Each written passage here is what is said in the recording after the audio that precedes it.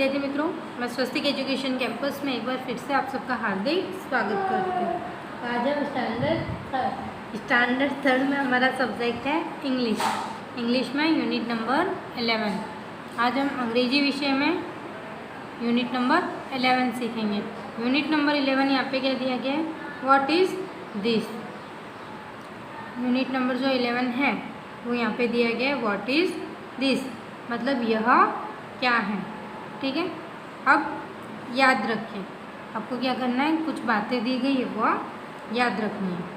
What का हिंदी अर्थ क्या होता है, व्हाट है उसका हिंदी अर्थ क्या होता है। उसके बाद प्रश्न पूछने के लिए व्हाट का इस्तेमाल होता है। व्हाट का इस्तेमाल कब होता है, प्रश्न पूछने के लिए।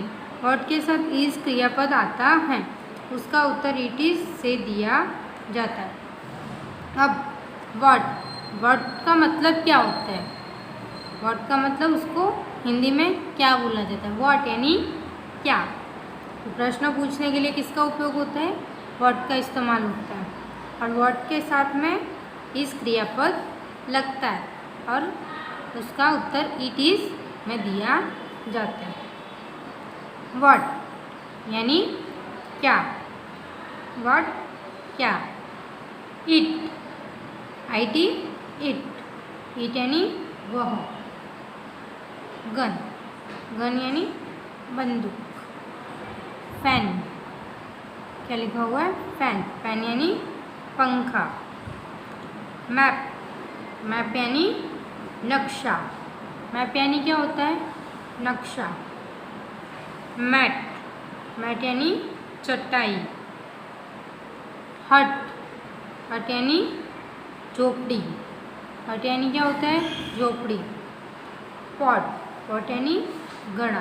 ठीक है, उसके बाद चित्र दिए गए हैं आपको, नीचे प्रश्न पूछा गया और उत्तर भी लिखा हुआ है, वह हमें समझना है। तो what is this, what is this यानी क्या होता है, यह। व्हाट यानी क्या, और इस क्या है, क्रियापद है। ठीक है, इस क्या है, क्रियापद। तो व्हाट इज दिस, यह क्या है, तो इट इज़ अ फैन, यह पंखा है। ठीक है, व्हाट इज दिस किसका चित्र है, चटाई का। व्हाट इज दिस, तो it is a mat, it is a mat. ठीक है, उसके बाद व्हाट इज दिस किसका चित्र दिया है, घड़े का चित्र दिया गया है। किसका, घड़े का। तो क्या लिखेंगे, it is a pot, it is pot. घड़े को इंग्लिश में पॉट बोला जाता है। उसके बाद किसका चित्र है, बंदूक का चित्र दिया गया है। प्रश्न पूछा गया है व्हाट इज दिस, तो यह क्या है, तो इट इज़ अ गन, यह बंदूक है। अब ये जो चित्र है वह झोपड़ी का चित्र है। किसका चित्र है, झोपड़ी। तो what is this, what is this, यह क्या है, तो इट इज़ अ हट, इट इज़ अ हट, यह झोपड़ी है। उसके बाद ये जो चित्र है वह किसका है, नक्शे का है। किसका चित्र है, नक्शे का। तो what is this, it is a map. ठीक है, इस तरह से आपको प्रश्न पूछा गया है, उसके उत्तर भी लिखे हुए हैं। अब आपको क्या करना है, एक्सरसाइज यानी अभ्यास। नमूने के अनुसार दिए गए शब्दों से दो वाक्य अंग्रेजी उच्चारण में लिखिए। आपको नमूना दिया गया है। ठीक है, नमूना क्या दिया गया, नेट।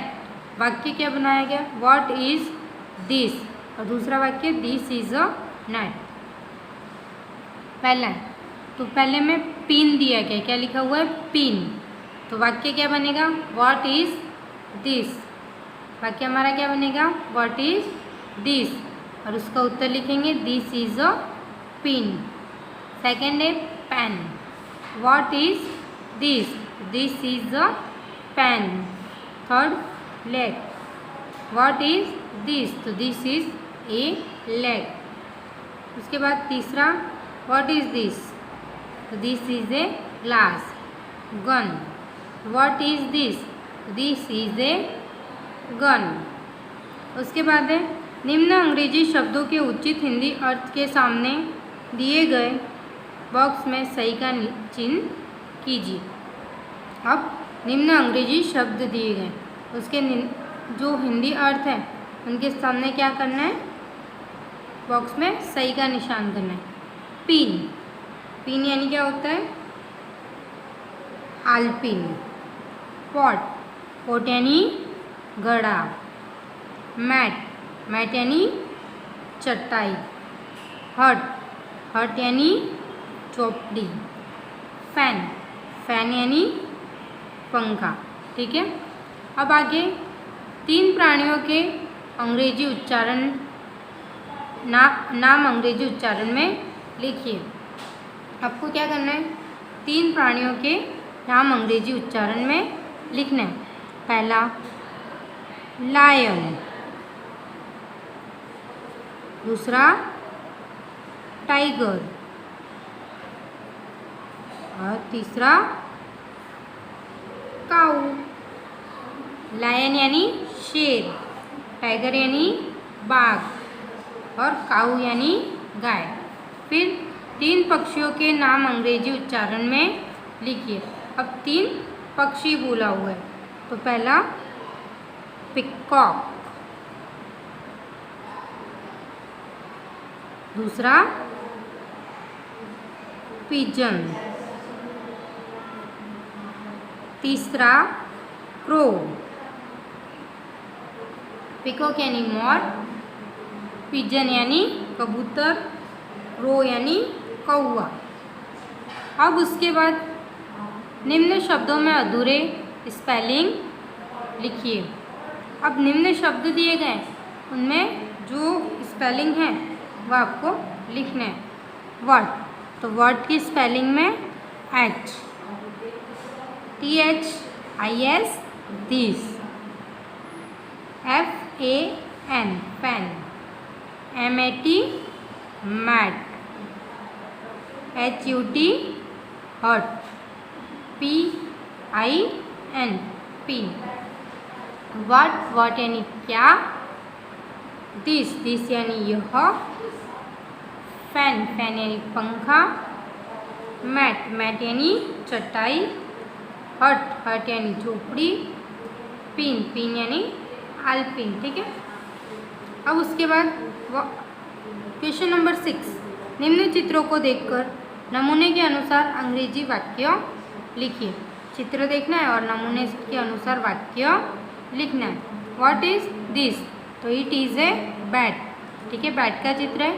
उसके बाद व्हाट इज दिस, तो क्या लिखेंगे, इट इज़, किसका चित्र दिया गया है, मैट, तो it is a mat. Mat यानी चटाई।